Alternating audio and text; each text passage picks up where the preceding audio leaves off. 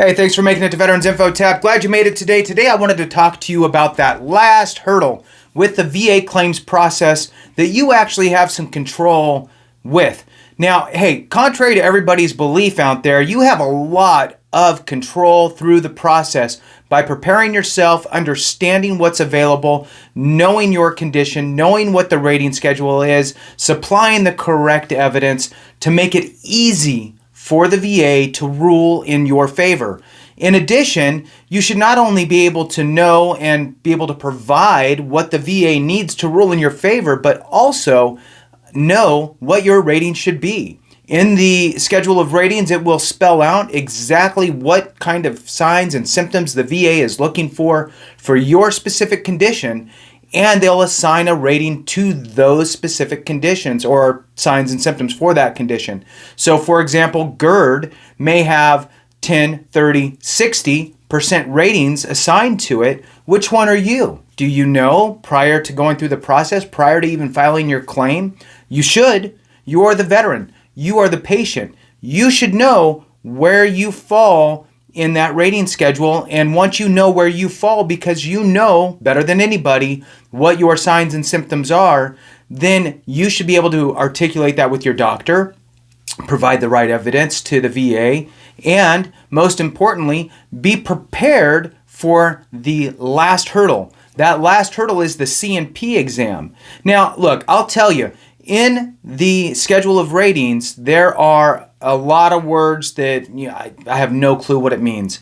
I copy and paste and get the English word, right? Because it's all medical terms. So I don't remember what it is for GERD, but difficulty swallowing definitely does not say difficulty swallowing. It's a one word something. I can't remember what it is off the top of my head. I just copy, paste, it says difficulty swallowing. Cool, now I know what that means. Yes, I do have a difficulty swallowing when I'm battling GERD. It's not an easy task, right? So, important to understand. Now, I'll tell you that you have so much control through this process if you are prepared. With this last hurdle, the C&P exam, it can go one way or the other. And I'll tell you what, do not put it all on the VA and go, I hope they get it right, and then be upset when they don't. You need to lean forward, look up the schedule of ratings, like I said, be prepared, and go in there with a mission, right? Now, look, if you have PTSD, you're not going to do cartwheels through the hallways and jump up and down and go, hey, I'm here for my, exam. That's not going to happen, right? You're going to go in. I mean, look, you don't need to be an actor, but you don't need to be an actor the other way either, right? If you're, because you're an outgoing person maybe, and it's your way to deal with things maybe. Like for me, for example, I'm way more jovial when I'm meeting people and in kind of awkward situations, because it just helps take the pressure off of me somehow. I don't know. I mean, it's just the way I am as a person. You don't need to do that. Just go in and be calm and go through the day, right? So I know that other channels have talked about that, and I tend to agree. I mean, you don't need to go overkill with it. It's not like you need to go in, spray your face and like you got tears or something. But, just go through the process. Just be calm and go through it. Now, the thing is with the C&P exams out there, you never know who is going to be doing the exam, right? People are people. Some people are more empathetic to veterans and the conditions they have than others, in my belief and what I've seen. Some are more helpful, giving you maybe tidbits, little, and don't forget about this, and, do this, and, that type of stuff, than others. Some are going to be through the VA system itself, and others will be contracted out to a civilian provider. So the civilian providers are typically big organizations that contract doctors, right? So either way, it doesn't matter. You need to be prepared. Go through that schedule of rating for any conditions that you're going to go to the C&P exam for. C&P, again, stands for Compensation and Pension Exam. And in my opinion, the C&P exam is really looking to figure out the severity of your condition so they can rule the appropriate rating based on what you're talking about. Most people just go to the doctor. They get diagnosed for a condition, and that's it. They don't really talk about the severity of it, the doctors, right? It's just kind of like, here it is, take this, whatever, and that's kind of it. So they're not labeling out all of your signs and symptoms or durations or all that type of stuff as much as the VA needs in order to rule correctly for you. So you need to be able to articulate this at the C&P exam. Now, another way is prior to the C&P exam, you could have those conversations with your doctor, and you could have your doctor complete a DBQ, which I suggest, right? For me, I suggest doing that. If you miss it, it's not the end of the world. Most people miss it. Don't do it. Move on. And as long as you're prepared at the C&P exam, you should be good to go.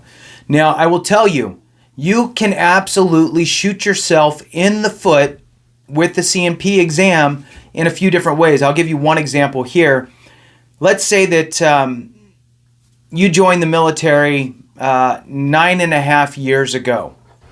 Okay, so you went in 9.5 years ago, just to use an easy number, and you did, 6 years, and you got out, right? And you've been out since, and now you're filing that claim. Now you have your C&P exam, and you're there, and when they're asking you, so when did you first start experiencing, these issues? And you say, 10 years ago. And in your mind, you're thinking, when I joined, right after boot camp, or during my school, or right when I got to my unit, about 10 years ago. And they write down 10 years ago. Right? Now, when the C&P exam is done and that information gets sent to the VBA, Veterans Benefits Administration, to a rater who's going to be reviewing all of your medical evidence, contrasting it to the schedule of ratings, and as they're reading through it, they're going to go 10 years ago, okay, and they're going to look at your DD-214, they're going to go, well, he wasn't even in yet then, so this isn't service-connected. This was prior to service. And they'll deny it, right? So you need to be careful with the things that you say. The other way that you can mess up is you could not mention all of, and when I mean all, I mean all. If they have 7 things listed for a condition for a specific rating and you meet all 7 of those, you need to make sure you say all 7 of those in your C&P exam, right? So GERD, let's say that it's, difficulty swallowing, heartburn, regurgitation, vomit, loss of weight, blood in the stool, pain in the shoulder, substernal pain, right? If you're naming all those things, then you're naming all the things that are in that specific category for that rating, okay? Very important. You miss 1 or 2 words, it's going to drop you to the next rating lower. Then you're going to be upset because you know that you meet that other criteria, whatever it is, right? I'm not saying lie. I'm saying make sure that you are being truthful with what you have and don't leave anything out. You leave it out and you're done. So when you're going through that schedule of ratings, I suggest write it down, print it out, do something. Take it with you to the C&P exam. You can read off of it. You can hand it to the C&P examiner, and you could, you preface it with, hey, look, I just want to make sure I didn't forget anything. I've never had to go through a C&P exam for this condition, and, it's just important to me that I get it right, and give it to them. They don't care. Look, at the end of the day, you're just another person walking through the door and going. So anything you can do to make their job a little bit easier is probably helpful, right? So do that and be prepared. And that's that last hurdle. So you want to make sure you get over it and not shoot yourself in the foot, right? You want to make sure you got your dates right. And you want to make sure that you got your signs and symptoms right. So that way they can approve you and get you the rating that you deserve.